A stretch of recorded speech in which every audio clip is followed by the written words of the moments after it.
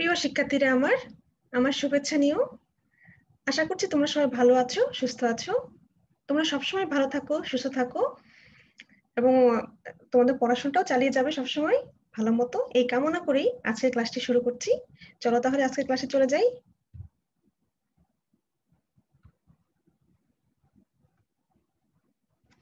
শিক্ষার্থীরা, তোমাদের course teacher হিসেবে আমি আছি তাসনিম খায়ের, প্রভাষক, দর্শন বিভাগ, ঢাকা কলেজ, ঢাকা। তোমরা জানো তোমাদেরকে আমি যুক্তিবিদ্যা প্রথম পত্র, যেটার কোড হচ্ছে 121, সেটি পড়ে থাকি এবং তোমাদের সাথে প্রিভিয়াস ক্লাসগুলোতে আমার আলোচনা হচ্ছিল প্রথম অধ্যায় নিয়ে এবং প্রথম অধ্যায় শিরোনামটি হচ্ছে যুক্তিবিদ্যা পরিচিতি। শিক্ষার্থীরা, আজকের ক্লাসে যাওয়ার আগে আমি একটু আমাদের যে প্রিভিয়াস ক্লাস আমরা করেছি সেটাতে আমরা কি পড়েছিলাম একটু জেনে নিই। শিক্ষার্থীরা, প্রিভিয়াস ক্লাসে তোমরা যুক্তিবিদ্যার পরিসর নিয়ে কিন্তু জেনেছিলে এবং যুক্তিবিদ্যার পরিসর নিয়ে আমরা আলোচনা করেছিলাম এবং তোমরা তখন জেনেছিলে যে যুক্তিবিদ্যার যে মূল আলোচ্য বিষয় সেটা কি, সেটা হচ্ছে অনুমান, তাই না? কারণ আমরা সবাই জ্ঞান লাভ করতে চাই এবং জ্ঞান হচ্ছে দুইভাবে আমরা পাই, একটা হচ্ছে প্রত্যক্ষভাবে, একটা হচ্ছে পরোক্ষভাবে। এবং পরোক্ষভাবে জ্ঞান লাভের জন্য আমাদের অনুমান প্রক্রিয়ার সাহায্য নিতে হয়। এবং তখন তোমরা জেনেছিলে যে যুক্তিবিদ্যা হলে সেই শাস্ত্র যা হচ্ছে অনুমান প্রক্রিয়াকে আশ্রয় গ্রহণ করে বা অনুমান প্রক্রিয়াকে সঙ্গে নিয়ে সত্য অর্জন করতে চায় এবং মিথ্যাকে বর্জন করতে চায়। তখন সেই হিসাবে আমরা কিন্তু অনুমান প্রক্রিয়া অর্থাৎ চিন্তার যে একটি দিক অনুমান, সেটা নিয়ে আমরা আলোচনা করেছিলাম। তাছাড়া আমরা যুক্তিবিদ্যার যে অন্যান্য আলোচনার ক্ষেত্রগুলো রয়েছে সেগুলো নিয়েও আলোচনা করেছিলাম। সেগুলোর মধ্যে আমরা কি পেয়েছিলাম? সেগুলোর মধ্যে পেয়েছিলাম আমরা ভাষা নিয়ে সম্পর্কিত আলোচনা, তারপর হচ্ছে যুক্তি দোষ সম্পর্কিত আলোচনা। তোমরা জানো যে শুধুমাত্র যুক্তিবিদ্যা যুক্তির নিয়ম কানুনই আবিষ্কার করে না, এটা হচ্ছে ব্যবহারিক ক্ষেত্রে কিভাবে আমরা ব্যবহার করব সেটা নিয়ে আলোচনা করে এবং যুক্তি দোষগুলো যে রয়েছে, যেটা করলে আমাদের মানে যুক্তিতে ভুল হয়, সেই দোষগুলো নিয়ে আলোচনা করে যাতে আমরা সঠিক যুক্তি পদ্ধতি সম্পর্কে জানতে পারি। তাছাড়া আমরা হচ্ছে এই যুক্তির যে বিভিন্ন নিয়ম কানুন রয়েছে, যে শত শত নিয়মগুলো রয়েছে, যেমন যে প্রকৃতির একান্নবর্তিতা নীতি বা নিয়মাবর্তিতা নীতি, তারপর হচ্ছে কার্যকরণ নিয়ম, নিবন্ধক নিয়ম, বিরোধবোধক নিয়ম, এই বিভিন্ন যে নিয়মগুলো রয়েছে সেই নিয়মগুলো আমরা জেনেছিলাম। তাছাড়া হচ্ছে আমরা প্রতীক সম্পর্কে জেনেছিলাম, যে আধুনিক যে যুক্তিবিদগণ রয়েছেন তারা কিন্তু যুক্তিবিদ্যার প্রতীকের প্রচলন করেছেন এবং প্রতীক ব্যবহারের ফলে কিভাবে তারা সংক্ষিপ্ত উপায়ে মানে ধরো যেটা হচ্ছে অনেক যৌগিক যে বাক্যগুলো রয়েছে সেই বাক্যগুলোকে প্রতীক করে সেটার সত্যাসত্য বা বৈধতা কিভাবে বিচার করেছেন সেই সম্পর্কে আমরা আলোচনা করেছিলাম। তাছাড়া আমরা সংজ্ঞা, বিভাগ, শ্রেণীকরণ, ব্যাখ্যা, তাই না, এইসব ব্যাপারগুলো নিয়ে আলোচনা করেছিলাম। তোমরা যারা হলো ক্লাসটি মিস করছো, আশা করি তোমরা কেউ ক্লাস মিস করনি। তারপর তোমরা যারা ক্লাসটি মিস করে ফেলেছো কোনো কারণে, তারা আমার প্রিভিয়াস ক্লাসটি দেখে নিবে। চলো তাহলে শিক্ষার্থীরা, আমরা আজকের ক্লাসটি শুরু করি। আজকে আমাদের আলোচ্য বিষয় হচ্ছে যুক্তিবিদ্যার সংজ্ঞা। শিক্ষার্থীরা, চলো আমরা প্রথমে সাধারণ একটি যুক্তিবিদ্যার সংজ্ঞা দিয়ে শুরু করি, তারপর আমরা বিভিন্ন যুক্তিবিদ্যার সংজ্ঞা আমরা দেখব, ঠিক আছে?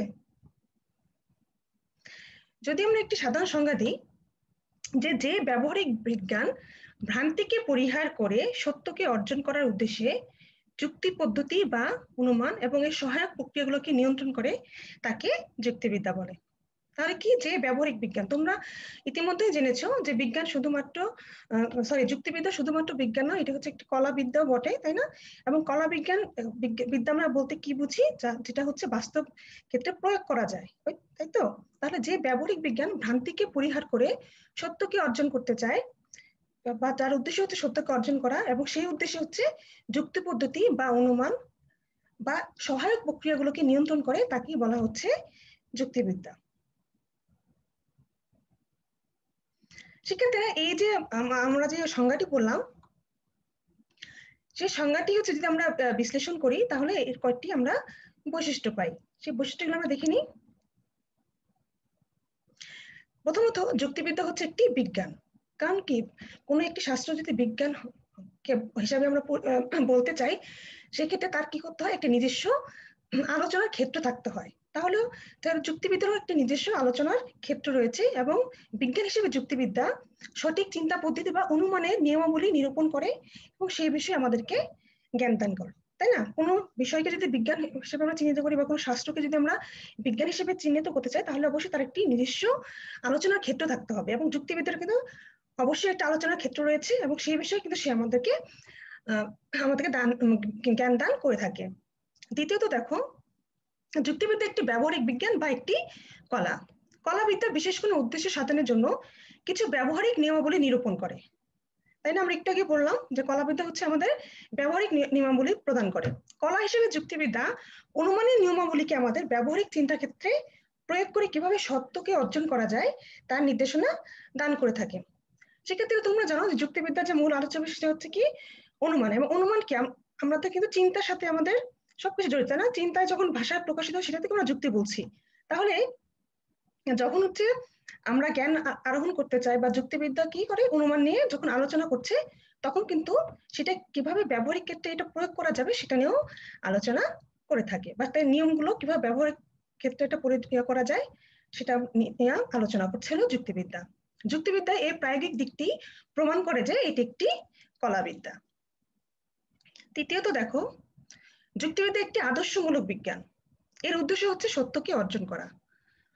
যুক্তিবিদ্যা সত্যের প্রকৃতির বর্ণনার পরিবর্তে তার সত্যাসত্য বিচার করে। তার মানে কি, যুক্তিবিদ্যা শুধুমাত্র নিয়ম কানুন বর্ণনা করে কিন্তু বসে থাকছে না। যুক্তিবিদ্যা কি করছে, সেটার মূল্যমান নিরূপণ করছে, সত্যাসত্য বিচার করছে। এটা আমাদের বাস্তব জীবনের জন্য কতটুকু প্রয়োজন হচ্ছে বা এটার মূল্য কতটুকু, সেই মূল্যটা কিন্তু সে আলোচনা করে। তাহলে সত্যের আদর্শকে সামনে রেখে যুক্তিবিদ্যা সঠিক যুক্তি পদ্ধতি নিয়ম কানুন আবিষ্কার করে এবং তাদের মূল্য নিরূপণ করে। ঠিক আছে? তাহলে ভ্রান্তিকে পরিহার করে সত্যকে অর্জন করে যুক্তিবিদ্যার আদর্শ। তার মানে শুধুমাত্র সে বর্ণনা করছে না, সে বর্ণনার পরিবর্তে কি করছে, সত্যাসত্য বিচার করছে। সেজন্য কি আমরা একে কিন্তু আদর্শমূলক বিজ্ঞান বলি। ঠিক আছে? তার মানে বর্ণনার পরিবর্তে সে কিন্তু সত্যাসত্যটাকে বিচার করছে, মূল্য নিরূপণ করছে। কিভাবে এটা আদর্শমূলক, সেজন্য এটাকে আমরা আদর্শমূলক বিজ্ঞান বলি। চতুর্থত দেখো, যুক্তিবিদ্যার মূল আলোচ্য বিষয় হচ্ছে যুক্তি পদ্ধতি বা অনুমান। সেটা তোমরা সবাই জেনেছো। তবে যুক্তিবিদ্যার আলোচনা শুধুমাত্র অনুমানের মধ্যে কিন্তু সীমাবদ্ধ নয়, কারণ অনুমানকে আমরা যখন আলোচনা করব তখন তার সাথে কিন্তু এই সহায়ক প্রক্রিয়াগুলো আমাদের প্রয়োজন। তাহলে অনুমান ছাড়া যুক্তিবিদ্যা সংজ্ঞা, বিভাগ, ব্যাখ্যা, শ্রেণীকোণ প্রভৃতি প্রক্রিয়া নিয়ে আলোচনা করে। অনুমানকে জানতে ও বুঝতে এবং অনুমানের সিদ্ধান্ত স্থাপনে সহায়তা করে বলে এগুলো যুক্তিবিদ্যার আলোচ্য বিষয়ের অন্তর্ভুক্ত হয়েছে। তাই না শিক্ষার্থীরা? তোমরা কিন্তু প্রিভিয়াস ক্লাসে এই সংজ্ঞা, বিভাগ, ব্যাখ্যা, শ্রেণীকোণ এই সম্পর্কে তোমরা একটু জেনেছো, বা একটু ডিটেলসে কিন্তু আমি বলেছিলাম। পঞ্চমত দেখো, যুক্তিবিদ্যা প্রমাণ ও আবিষ্কারের বিজ্ঞান। যুক্তিবিদ্যা অনুমান ও তার সহায়ক প্রক্রিয়াগুলো যথাযথভাবে নিয়ন্ত্রণ করে এবং চিন্তার যে মৌলিক নিয়মাবলী রয়েছে সেগুলো প্রয়োগ করে সত্য অনুসন্ধানের পথ সুগম করে। যুক্তিবিদ্যার যে প্রয়াসটা, সেটা কি করে, জানা সত্যকে আবিষ্কার করে এবং তার ফলে হচ্ছে সেটি প্রকাশ করা কিন্তু সম্ভব হয়। তাহলে আমরা এই যে সংজ্ঞাটি সেটি বিশ্লেষণ করে এই 5টি বৈশিষ্ট্য পেলাম।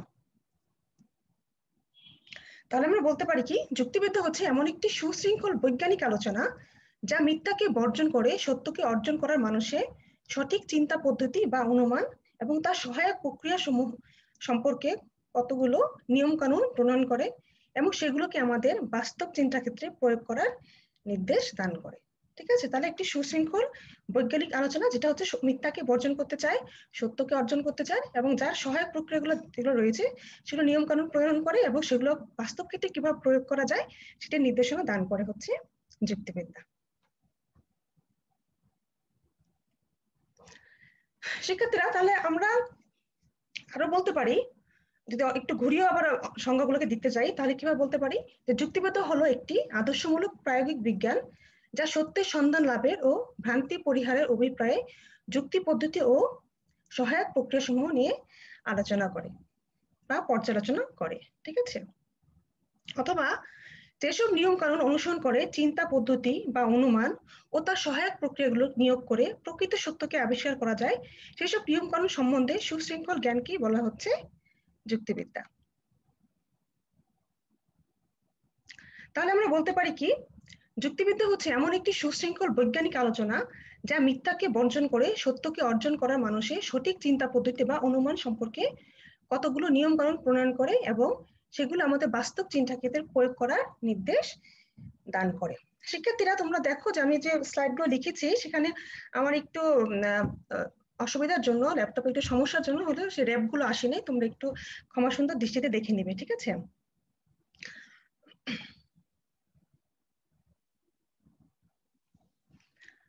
তাহলে আমরা বলি যে যুক্তিবিদ্যা হলো এমন একটি আদর্শমূলক প্রায়োগিক বিজ্ঞান যা সত্যের সন্ধান লাভের ও ভ্রান্তি পরিহারের অভিপ্রায়ে যুক্তি পদ্ধতি ও তার সহায়ক প্রক্রিয়াসমূহ যথা সংজ্ঞা, বিভাগ, ব্যাখ্যা, শ্রেণীকরণ ইত্যাদি সম্বন্ধে পর্যালোচনা করে। শিক্ষার্থীরা, আমরা তাহলে যুক্তিবিদ্যা সম্পর্কে বা যুক্তিবিদ্যার যে আমরা সংজ্ঞা প্রদান করছি, অনেকগুলো সংজ্ঞা কিন্তু আমরা এখানে দেখতে পেলাম, ঠিক আছে? তাহলে এখন চলো আমরা বিভিন্ন যুক্তিবিদ কর্তৃক যে সংজ্ঞা প্রদান করেছেন তারা, বা বিভিন্ন যুক্তিবিদের সংজ্ঞা প্রদান করেছেন, সেই সম্পর্কে আলোচনা করি। প্রথমে আমরা জোসেফের সংজ্ঞাটি দেখি। তিনি বলেছেন যুক্তিবিদ্যা হলো চিন্তার বিজ্ঞান, অর্থাৎ logic is the science of thought. এই সংজ্ঞাটিকে বিশ্লেষণ করলে দেখা যায় যে এতে যুক্তিবিদ্যাকে একটি বিজ্ঞান হিসেবে চিহ্নিত করা হয়েছে। কিন্তু যুক্তিবিদ্যা শুধুমাত্র একটি বিজ্ঞান নয়, একটি কলাবিদ্যাও বটে। তাছাড়া চিন্তা কথাটি কিন্তু খুবই ব্যাপক। মনোবিজ্ঞানের চিন্তা বলতে সংবেদন, প্রত্যক্ষণ, স্মৃতি, কল্পনা, অনুমান ইত্যাদি মানসিক প্রক্রিয়াকে বোঝায়। কিন্তু যুক্তিবিদ্যায় আলোচ্য বিষয় কিন্তু শুধুমাত্র অনুমান। তোমরা কিন্তু এগুলো প্রিভিয়াস ক্লাসে জেনেছো, তাই না? যে আমরা মনোবিজ্ঞানে কিন্তু চিন্তা সম্পর্কিত যে অন্যান্য প্রক্রিয়া রয়েছে সেগুলো কিন্তু আলোচনা করা হয়, যেমন এখানে আমরা বলছি সংবেদন, প্রত্যক্ষণ, স্মৃতি, কল্পনা, অনুমান। কিন্তু যুক্তিবিদ্যায় চিন্তা বলতে কিন্তু অনুমানকেই বোঝানো হয়। কাজে এই সংখ্যাটি কিন্তু সন্তোষজনক নয়, কারণ এখানে জোসেফ শুধুমাত্র যুক্তিবিদ্যাকে একটি বিজ্ঞান হিসেবে চিহ্নিত করেছেন, কিন্তু বিজ্ঞান এটা যে একটি কলাবিদ্যা সেটাকে কিন্তু উনি স্বীকার করেননি। 2 নম্বরে দেখি, যুক্তিবিদ্যা হলো যুক্তি পদ্ধতির বিজ্ঞান। জেভন্স এই সংজ্ঞাটি দিয়েছেন, logic is the science of reasoning. এই সংজ্ঞার যুক্তিবিদ্যাকে একটি বিজ্ঞান হিসেবে গ্রহণ করা হয়েছে, একে কলাবিদ্যা হিসেবে স্বীকৃতি দেওয়া হয়নি, ঠিক আছে? আসলে যুক্তিবিদ্যার একাধারে কিন্তু একটি বিজ্ঞান ও কলা। তাছাড়া এই সংজ্ঞাটিকে যুক্তিবিদ্যাকে যুক্তি পদ্ধতির একটি তত্ত্বগত বিজ্ঞান বলে প্রতীয়মান হয়। এতে যুক্তিবিদ্যার ব্যবহারিক দিকটি উপেক্ষিত হয়েছে, সুতরাং এই সংজ্ঞাটি কিন্তু সন্তোষজনক নয়। শিক্ষার্থীরা, আমরা এখানে বিভিন্ন যুক্তিবিদ্যার সংজ্ঞা দিয়েছেন, সেটাই সন্তোষজনক হলো কি হলো না সেটা নিয়ে আলোচনা করছি, এবং পরবর্তীতে আমরা হলো যুক্তিবিদ্যার সন্তোষজনক দুটি সংজ্ঞা প্রদান করব। তাহলে আমরা জেভন্সের যে আলোচনাটা দেখলাম, বা উনি যে যুক্তিবিদ্যা সম্পর্কে যে ওনার ধারণাটি দেখলাম, সেখানে দেখলাম যে ওখানে তিনি হচ্ছে বিজ্ঞান হিসেবে স্বীকৃতি দিয়েছেন, কিন্তু কলা বিদ্যা হিসেবে তিনি কিন্তু যুক্তিবিদ্যাকে বলেননি বা উনি স্বীকৃতি দেননি। তাহলে তার সংজ্ঞাটি কিন্তু সন্তোষজনক হচ্ছে না, কারণ তার মানে তার যে সংজ্ঞাটি, সেই সংজ্ঞাটি দেখলে শুধুমাত্র মনে হয় যে যুক্তিবিদ্যা হলো একটি তত্ত্বগত বিজ্ঞান, যেটা হচ্ছে একটা নিয়ম কানুন শুধু আবিষ্কার করে, কিন্তু এর যে ব্যবহারিক দিক রয়েছে সেটি এখানে উজ্জ্ব রয়েছে। তারপরে দেখো 3 নম্বরে অলরিচ কি বলেছেন, যুক্তিবিদ্যা হলো যুক্তি সংক্রান্ত কলা, logic is the art of reasoning. তাহলে এই সংজ্ঞাটিকে আমরা কি দেখছি, যুক্তিবিদ্যাকে একটি কলাবিদ্যা হিসেবে চিহ্নিত করা হয়েছে, এখানে বিজ্ঞান হিসেবে স্বীকৃতি দেওয়া হয়নি। তাছাড়া এই সংজ্ঞায় যুক্তিবিদ্যাকে শুধুমাত্র যুক্তি বিষয়ক কলা হিসেবে গ্রহণ করা হয়েছে, কিন্তু বাস্তবে যুক্তি পদ্ধতি ছাড়াও কিন্তু আমরা সংজ্ঞা, বিভাগ, শ্রেণীকরণ, ব্যাখ্যাকরণ ইত্যাদি সহায়ক প্রক্রিয়াগুলো যুক্তিবিদ্যায় আলোচনা করা হয়। আলোচ্য সংজ্ঞা এই বিষয়ের কোনো উল্লেখ নেই, কাজেই এই সংজ্ঞাটিও কিন্তু সন্তোষজনক নয়। আমরা জানি যে শুধুমাত্র কিন্তু যুক্তি বা অনুমান নিয়ে আলোচনা করছি না, যে সহায়ক প্রক্রিয়াগুলো রয়েছে, যেটা আমরা যুক্তিবিদ্যার আলোচনার ক্ষেত্র বা পরিসরে দেখেছিলাম, সংজ্ঞা, বিভাগ, ব্যাখ্যাকরণ, শ্রেণীকরণ ইত্যাদি সহায়ক প্রক্রিয়াগুলো নিয়ে কিন্তু যুক্তিবিদ্যা আলোচনা করে, কিন্তু তার এই যে সংজ্ঞায় সেটি বলা হয়নি। সেখানে হচ্ছে বিজ্ঞান হিসেবেও কিন্তু যুক্তিবিদ্যাকে স্বীকৃতি দেওয়া হয়নি, শুধুমাত্র কলাবিদ্যা হিসেবে এখানে স্বীকৃতি দেওয়া হয়েছে। তাহলে এই সংজ্ঞাটিও সন্তোষজনক নয়। 4 নম্বরে দেখি যে যুক্তিবিদ্যা হলো যুক্তি পদ্ধতির বিজ্ঞান ও কলা। এই সংজ্ঞায় যুক্তিবিদ্যাকে বিজ্ঞান ও কলা উভয় রূপেই গ্রহণ করা হয়েছে। এতে যুক্তিবিদ্যাকে একটি তত্ত্বগত ও একটি ব্যবহারিক বিজ্ঞান হিসেবে স্বীকার করায় সংজ্ঞাটির গুণগত মান বৃদ্ধি পেয়েছে। তার মানে কি আমরা এখানে দেখতে পাচ্ছি কি, logic is the science and art of reasoning, অর্থাৎ এখানে বিজ্ঞান এবং কলা উভয় রূপে কিন্তু গ্রহণ করা হয়েছে। এই সংজ্ঞাটি প্রদান করেছেন কে? হোয়েটলি, ঠিক আছে? কিন্তু এতে যুক্তিবিদ্যার উদ্দেশ্য আদর্শের কথা উল্লেখ করা হয়নি। এছাড়া এতে যুক্তি পদ্ধতিতে সহায়ক প্রক্রিয়াগুলো রয়েছে সেই সম্পর্কে কোনো ইঙ্গিত দেওয়া হয়নি, কাজে এই সংজ্ঞাটিও সন্তোষজনক নয়। শিক্ষার্থীরা, আমরা এখন দেখি 5 নম্বরে টমসন কি বলেছেন। তিনি বলেছেন যুক্তিবিদ্যা হলো চিন্তার নিয়মাবলীর বিজ্ঞান, logic is the science of the laws of thought. এই সংজ্ঞায় যুক্তিবিদ্যাকে একটি বিজ্ঞান হিসেবে চিহ্নিত করা হয়েছে। এতে চিন্তার নিয়মাবলী সংক্রান্ত জ্ঞানের কথা উল্লেখ করা হয়েছে, কিন্তু তাদের প্রয়োগের কথা উল্লেখ করা হয়নি, তাই না? অর্থাৎ যুক্তিবিদ্যাকে একটি কলা হিসেবে স্বীকার করা হয়নি। বিজ্ঞান হিসেবে চিহ্নিত করা হয়েছে, কিন্তু কলা বা যেটা ব্যবহারিক দিক, সেই প্রয়োগের যে ক্ষেত্র, সেটাকে স্বীকার করা হয়নি। এই সংজ্ঞায় চিন্তার নিয়মাবলীকে যুক্তিবিদ্যার আলোচ্য বিষয় হিসেবে দেখানো হয়েছে। এতে সংজ্ঞার যে অন্যান্য প্রক্রিয়া রয়েছে, সহায়ক প্রক্রিয়া, সংজ্ঞা, বিভাগ, ব্যাখ্যাকরণ, শ্রেণীকরণ ইত্যাদি সম্পর্ক কোনো ইঙ্গিত দেওয়া হয়নি। তাছাড়া চিন্তা কথাটি স্মৃতি, কল্পনা, অনুমান প্রভৃতি বিভিন্ন প্রক্রিয়াকে অন্তর্ভুক্ত করে। চিন্তার বিজ্ঞান রূপে যুক্তিবিদ্যা শুধুমাত্র অনুমান নিয়ে আলোচনা করে, অন্যান্য প্রক্রিয়া নিয়ে কিন্তু নয়। কাজেই এই সংজ্ঞাটি গ্রহণযোগ্য নয়।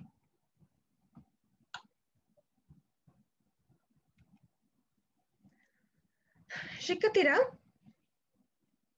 আসলে আমরা এখন 6 নম্বর যে সংজ্ঞাটি আছে সেটা দেখে নিই।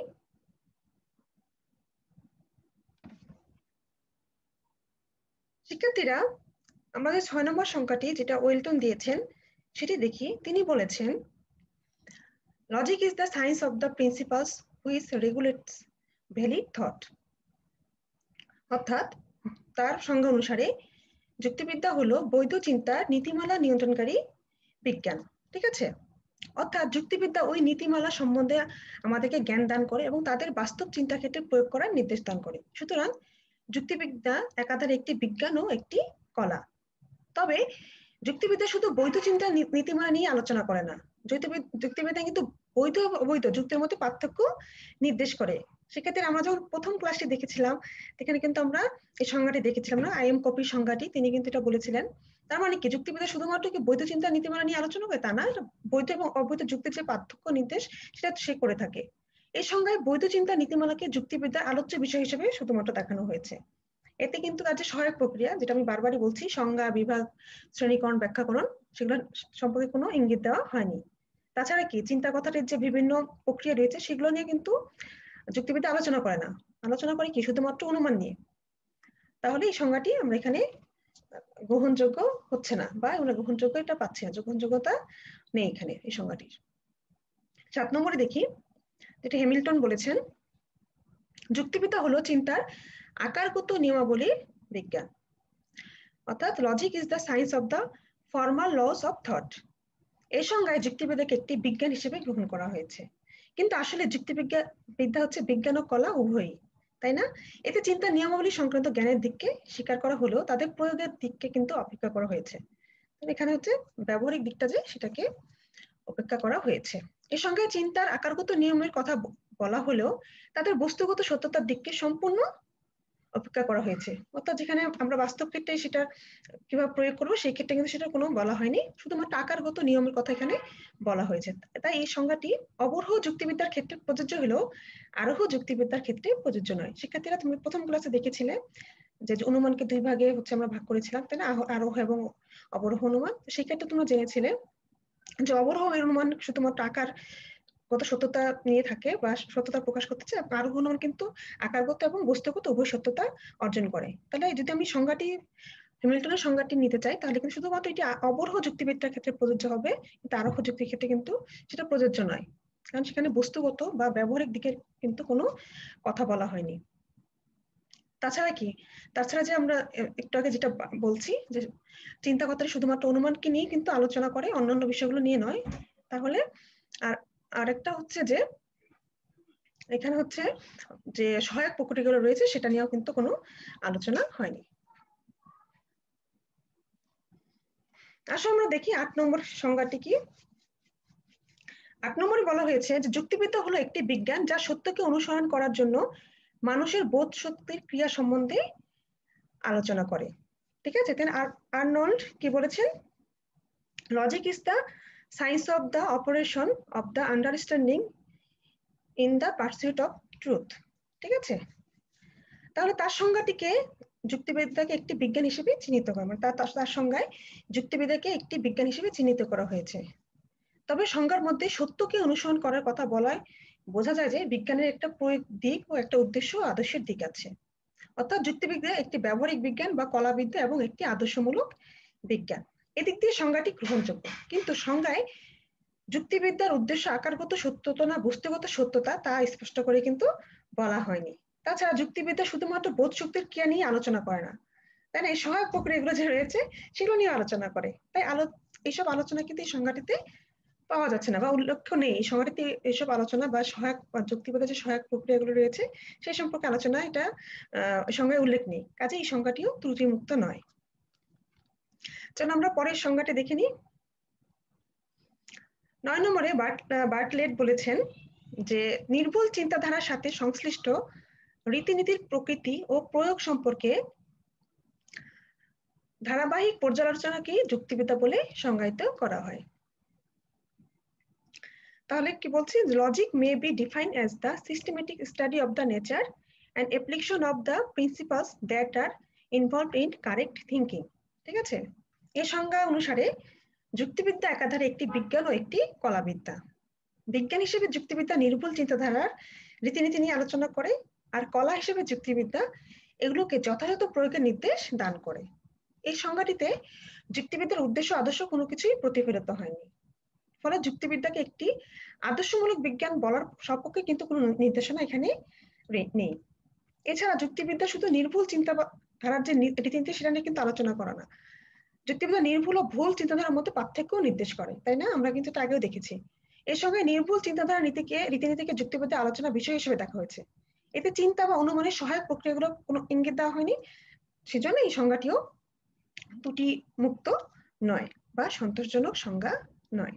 ঠিক আছে, সেক্ষেত্রে আমরা যে দেখতেছি বিভিন্ন যে সংজ্ঞাগুলো প্রত্যেকটার মধ্যে কোনো না কোনো একটা বৈশিষ্ট্য কিন্তু যুক্তিবিদ্যার কোনো না কোনো একটা আলোচ্য ক্ষেত্র কিন্তু বাদ রয়েছে, সেজন্য মানে এই সংজ্ঞাগুলোকে সন্তোষজনক সংজ্ঞা বলা হচ্ছে না। আসলে আমরা এখন ফাউলারের সংজ্ঞাটি দেখি।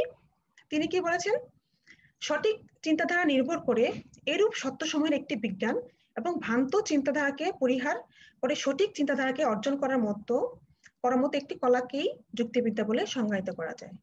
অর্থাৎ logic may be defined as the science of the conditions on which correct thoughts depend and the art of attaining to correct and avoiding incorrect thought।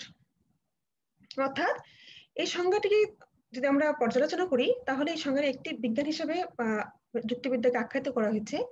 বিজ্ঞান হিসেবে যুক্তিবিদ্যা সঠিক চিন্তাধারা সত্যসমূহ নিয়ে আলোচনা করে, পাশাপাশি যুক্তিবিদ্যাকে একটি কলাবিদ্যা বলেও গ্রহণ করা হয়েছে। কলা হিসেবে যুক্তিবিদ্যা চিন্তাধারাকে সঠিকভাবে প্রয়োগ করার কলা কৌশল শিক্ষা দেয়। এছাড়াও এই সংজ্ঞা অনুসারে যুক্তিবিদ্যা একটি আদর্শমূলক বিজ্ঞান। এতে যুক্তিবিদ্যার উদ্দেশ্য আদর্শ যথার্থভাবে কিন্তু ফুটে উঠেছে, তাই না? যেখানে আমরা দেখলাম কি যে সত্যসমূহের চিন্তাধারা নির্ভর করে সত্যসমূহের বিজ্ঞান হিসেবে বলা হয়েছে, ভ্রান্তিকে পরিহার করে সত্যকে অর্জন করতে চায়, তাই না? ভ্রান্তিকে পরিহার করে সত্যকে অর্জন করাই হলো প্রকৃত উদ্দেশ্য। যুক্তিবিদ্যা সত্যের আদর্শকে সামনে রেখে সঠিক চিন্তাধারা সত্যসমূহ শিক্ষার্থীরা এখানে কি দেখতে পাচ্ছি যে যুক্তিবিদ্যা সত্যের আদর্শকে সামনে রেখে সঠিক চিন্তাধারা সত্যসমূহ প্রণয়ন করে এবং সেটার পর্যালোচনা করে এবং মূল্যায়ন করে। কিন্তু এই সংজ্ঞাটি কিন্তু সন্তোষজনক নয়, কারণ এখানে সেই যে চিন্তার যে যৌক্তিক সহায়ক যে প্রক্রিয়াগুলো রয়েছে সেগুলো নিয়ে কিন্তু এখানে আলোচনা দেখা যায় না। ঠিক আছে, তাহলে আমরা দেখলাম কি যে ফাউলারের যে সংজ্ঞাটি রয়েছে সেটিও সন্তোষজনক সংজ্ঞা নয়। আসলে এখন পিকে রায়ের সংজ্ঞাটি দেখি। চিন্তা বিষয়ক নিয়মাবলীকে নিয়ন্ত্রণ করে এরূপ একটি বিজ্ঞানকে যুক্তিবিদ্যা বলে সংজ্ঞায়িত করা যায়। অর্থাৎ যুক্তিবিদ্যা হচ্ছে কতগুলো স্বতঃসিদ্ধ নিয়ম ও বিধি সংক্রান্ত বিজ্ঞান, যাদের সাথে বৈধ হবার জন্য চিন্তাকে অবশ্যই সঙ্গতিপূর্ণ হতে হবে। তাহলে অর্থাৎ logic may be defined as the science of regulative principles of thought, that is the science of the axioms and laws of which thought must conform in order that it may be valid। অর্থাৎ এই সংজ্ঞা অনুসারে যুক্তিবিদ্যা একাধারে একটি বিজ্ঞান ও একটি কলা। বিজ্ঞান হিসেবে যুক্তিবিদ্যা চিন্তা বিষয়ক নিয়মাবলী সম্পর্কে আমাদের জ্ঞান দান করে, আর কলা হিসেবে যুক্তিবিদ্যা এসব নিয়মকে বৈধ হবার জন্য নিয়ন্ত্রণ করে, অর্থাৎ আমাদের ব্যবহারিক চিন্তা ক্ষেত্রে প্রয়োগ করার নির্দেশ দান করে। কিন্তু এই সংজ্ঞায় যুক্তিবিদ্যার উদ্দেশ্য ও আদর্শ কোনো কিছুই প্রতিফলিত হয়নি। এতে চিন্তা বিষয়ক নিয়মাবলীকে যুক্তিবিদ্যার আলোচ্য বিষয় হিসেবে দেখানো হয়েছে, তবে চিন্তা বা অনুমানের সহায়ক প্রক্রিয়া সম্পর্কে এতে কোনো ইঙ্গিত দেওয়া হয়নি। তাছাড়া কি তাছাড়া চিন্তা কথাটি স্মৃতি, কল্পনা, অনুমান প্রভৃতি বিভিন্ন মানসিক প্রক্রিয়াকে অন্তর্ভুক্ত করে। চিন্তার বিজ্ঞান রূপে যুক্তিবিদ্যা শুধুমাত্র অনুমান নিয়ে আলোচনা করে, অন্যান্য চিন্তা প্রক্রিয়া নিয়ে কিন্তু নয়। এই বিষয়টি আলোচ্য সংজ্ঞায় সুস্পষ্ট নয়, কাজে কিছু কিছু ত্রুটি থাকার ফলে এই সংজ্ঞাটি গ্রহণযোগ্য নয়। তবে অন্যান্য সংজ্ঞার তুলনায় এই সংজ্ঞাটি বেশ মূল্যবান। শিক্ষার্থীরা, আমি এই যে 11টি যে সংজ্ঞা আমরা পড়লাম, সেই সংজ্ঞাগুলো তোমাদের বই থেকে তুলে দিয়েছি, তোমরা বইতেই দেখে নেবে, এগুলো আছে। তো তোমরা দেখতে পারো যে ওই সংজ্ঞাগুলোতে কোনো না কোনো যুক্তিবিদ্যার সংজ্ঞার যে বৈশিষ্ট্যগুলো রয়েছে সেগুলো কোনো না কোনো ভাবে হচ্ছে মিসিং আছে, সেজন্য কিন্তু এই সংজ্ঞাগুলো সন্তোষজনক নয়। চলো আমরা এখন দুটি সন্তোষজনক যুক্তিবিদ্যার সংজ্ঞা দেখে নিই। প্রথমে আমরা জন স্টুয়ার্ট মিলের সংজ্ঞাটি দেখি। ঠিক আছে, তিনি কি বলেছেন? তিনি বলেছেন, logic is the science of the operations of the understanding which are subservient to the estimation of evidence, both the process itself to advancing from known truth to unknown and all other intellectual operation insofar as auxiliary to this. অর্থাৎ এটা এই system of logic মধ্যে এই সংজ্ঞাটি প্রদান করেছেন। অর্থাৎ যুক্তিবিদ্যা হচ্ছে সেই বিজ্ঞান যা বিচার বা প্রমাণের মাধ্যমে জ্ঞাত সত্য থেকে অজ্ঞাত সত্যে উপনীত হবার জন্য প্রয়োজনীয় মনন ক্রিয়া ও তার সহায়ক মানসিক প্রক্রিয়া সমূহ সম্পর্কে আলোচনা করে। শিক্ষার্থীরা, আমরা কিন্তু এতগুলো যে সংজ্ঞা পড়লাম, সেখানে কিন্তু এই যে সন্তোষজনক যে কথাগুলো রয়েছে যুক্তিবিদ্যা সম্পর্কে, সেটা কিন্তু এতক্ষণ আসে নাই। তাহলে আমরা এখানে কি দেখলাম? যে যুক্তিবিদ্যা হচ্ছে সেই বিজ্ঞান যা বিচার বা প্রমাণের মাধ্যমে জ্ঞাত সত্য থেকে অজ্ঞাত সত্যে উপনীত হওয়া জন্য প্রয়োজনীয় মনন ক্রিয়া ও তার সহায়ক মানসিক প্রক্রিয়া সমূহ নিয়ে আলোচনা করে। শিক্ষার্থীরা, মিলের এই সংজ্ঞা বিশ্লেষণ করলে নিম্নের বৈশিষ্ট্যগুলো সন্ধান পাওয়া যায়। ঠিক আছে, আসলে দেখে নিই কি বৈশিষ্ট্যের সংজ্ঞা পাচ্ছি আমরা। 1 নম্বর হচ্ছে, যুক্তিবিদ্যা একাধারে একটি বিজ্ঞান ও একটি কলা। বিজ্ঞান হিসেবে যুক্তিবিদ্যা বোধ শক্তির ক্রিয়া পদ্ধতি নিয়ে আলোচনা করে, আর কলা হিসেবে যুক্তিবিদ্যা এসব ক্রিয়া পদ্ধতির তত্ত্বগত ও ব্যবহারিক উভয় দিক নিয়ে আলোচনা করে বা পর্যালোচনা করে। ঠিক আছে, তাহলে আমরা কিন্তু দুইটা জিনিস এখানে এই সংজ্ঞাতে পেয়ে গেলাম, যে বিজ্ঞান এবং কলা হিসেবে যুক্তিবিদ্যা, তাই না? 2 নম্বর দেখো, যুক্তিবিদ্যা একটি আদর্শমূলক বিজ্ঞান। সংজ্ঞায় সত্য কথাটি ব্যবহারের মাধ্যমে বিষয়টি সুস্পষ্ট হয়েছে। আমরা কিন্তু সংজ্ঞায় দেখলাম, তাই না, জ্ঞাত সত্য থেকে অজ্ঞাত সত্যে। তাহলে কি দেখছি? যে সংজ্ঞায় সত্য কথাটি ব্যবহারের মাধ্যমে বিষয়টি সুস্পষ্ট হয়েছে। যুক্তিবিদ্যার মূল উদ্দেশ্য হচ্ছে সত্যকে অর্জন করা। সত্যের আদর্শকে সামনে রেখে যুক্তিবিদ্যা বোধ শক্তির ক্রিয়া পদ্ধতি মূল্যায়ন করে। তাহলে আমরা কিন্তু এখানে তার আদর্শ, যুক্তিবিদ্যার যে আদর্শমূলক বিজ্ঞান, সেটাও সংজ্ঞায় পেয়ে গেলাম। 3 নম্বর দেখো, যুক্তিবিদ্যার প্রধান আলোচ্য বিষয় হচ্ছে অনুমান। কেননা সংজ্ঞায় কি বলা হয়েছে, যে মানে মিলের সংজ্ঞায় বলা হয়েছে কি, জ্ঞাত সত্য থেকে অজ্ঞাত সত্যে উপনীত হবার যে পদ্ধতির কথা বলা হয়েছে তা অনুমান বা যুক্তি ছাড়া কিন্তু সম্ভব নয়। তাহলে আমরা মিলের সংজ্ঞায় কিন্তু এটি পেয়েছি যে জ্ঞাত সত্য থেকে অজ্ঞাত সত্যে উপনীত হবার কথাও তিনি বলেছেন। তাহলে যুক্তিবিদ্যার যে মূল আলোচনার বিষয়, প্রধান আলোচনা বিষয় অনুমান, সেটাও কিন্তু আমরা তার সংজ্ঞায় পেয়ে গেলাম। 4 নম্বর দেখো, যুক্তিবিদ্যা শুধুমাত্র অনুমান নিয়ে আলোচনা করে, অনুমানের পাশাপাশি তার সহায়ক অন্যান্য বুদ্ধিমূলক যে ক্রিয়াসমূহ রয়েছে বা প্রক্রিয়া রয়েছে, যেমন সংজ্ঞা, বিভাগ, শ্রেণীকরণ, ব্যাখ্যাকরণ ইত্যাদি নিয়েও কিন্তু আলোচনা করে। তাহলে আমরা মিলের সংজ্ঞা সেটিও পেলাম, মানে সহায়ক প্রক্রিয়ার আলোচনা সেটাও পেলাম। এবং 5 নম্বর হচ্ছে, যুক্তিবিদ্যা একটি আবিষ্কার ও প্রমাণের বিজ্ঞান। আমরা সেটা তার সংজ্ঞায় পেয়ে গেছি। তাহলে এই সংজ্ঞাটিকে একটি সন্তোষজনক সংজ্ঞা হিসেবে আমরা বলতে পারি মিলের সংজ্ঞাটিকে। ঠিক আছে, আসলে আমরা এখন আরভিং মার্মা কপি, যাকে আমরা সংক্ষেপে বলি IM কপি, তার মতটা দেখিনি। তিনি যুক্তিবিদ্যা সংজ্ঞা সম্পর্কে কি বলেছেন সেটা দেখিনি। তিনি বলেছেন, logic is the study of the methods and principles used to distinguished good correct from bad incorrect reasoning. অর্থাৎ যুক্তিবিদ্যা হলো অবৈধ যুক্তি থেকে বৈধ বা ভালো যুক্তিকে পৃথক করার পদ্ধতি ও নীতিসমূহের বিজ্ঞান। কি হচ্ছে? যুক্তিবিদ্যা হচ্ছে অবৈধ মন্দ যুক্তি থেকে বৈধ ভালো যুক্তিকে পৃথক করার পদ্ধতি ও নীতিসমূহের বিজ্ঞান। তিনি তার ইন্ট্রোডাকশন টু লজিক যে বইটি রয়েছে, তার 9th এডিশনের পেজ নম্বর 2 এই সংজ্ঞাটি প্রদান করেছেন। তার মধ্যে আমরা কি দেখছি, যুক্তিবিদ্যা হলো এমন একটি শাস্ত্র যেখানে কতগুলি সাধারণ নিয়ম অনুসরণ করে আমরা একটি বৈধ যুক্তিকে অবৈধ যুক্তি থেকে আলাদা করতে পারি। যুক্তিবিদ কবি মনে করেন যে যুক্তিবিদ্যা এসব নিয়মকে যুক্তি প্রণয়নের ক্ষেত্রে যথাযথভাবে প্রয়োগ করার নির্দেশ দান করে। তার মতে বিদ্যা একাধারে যেমন যুক্তির নিয়মাবলী প্রণয়নকারী একটি বিজ্ঞান, অন্যদিকে তাদের প্রয়োগকারী একটি কলাবিদ্যা। অর্থাৎ যুক্তিবিদ্যার যে বৈশিষ্ট্যগুলো রয়েছে, হ্যাঁ, যেখানে হচ্ছে এখানে বিজ্ঞানও বলা হয়েছে, কলাবিদ্যাও বলা হয়েছে, নিয়ম প্রণয়ন করার কথা বলেছে, বৈধ যুক্তি যুক্তির যে পার্থক্য নির্দেশ করা যে নীতিমালা, সেই সম্পর্কে বিজ্ঞান সেটা হিসেবে তিনি এটা উল্লেখ করেছেন যুক্তিবিদ্যাকে। তাহলে আমরা শিক্ষার্থীরা কপি আর মিল যে সংজ্ঞা দিলেন তার আলোকে সব দিক বিবেচনা করে একটি যুক্তিবিদ্যার যথ এবং হচ্ছে একটা সুন্দর সংজ্ঞা কিন্তু দিতে পারি।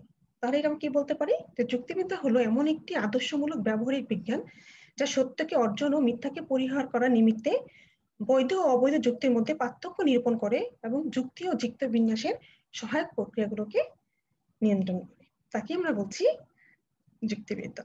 শিক্ষার্থীরা তাহলে আজকে আমরা কি শিখলাম? আজকে আমরা যে যুক্তিবিদ্যার বিভিন্ন যে যুক্তিবিদ্যা যে সংজ্ঞা প্রদান করেছে তাদের সংজ্ঞাগুলো দেখলাম এবং তাদের সংজ্ঞাগুলো বিশ্লেষণ করলাম এবং দুটি সন্তোষজনক সংজ্ঞা পড়লাম।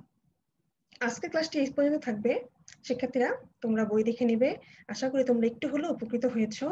যদিও আমরা যদি সামনাসামনি ক্লাসের মতো হয়তো তোমরা একটু কম বুঝছো, কিন্তু শিক্ষার্থীরা তারপর এটা মনে করো যে এই যে ক্লাসগুলো হচ্ছে, তোমরা যদি নিয়মিত ক্লাসগুলো করো তাহলে তোমরা সব বিষয়েরই ভালোভাবে ধারণা পাবে।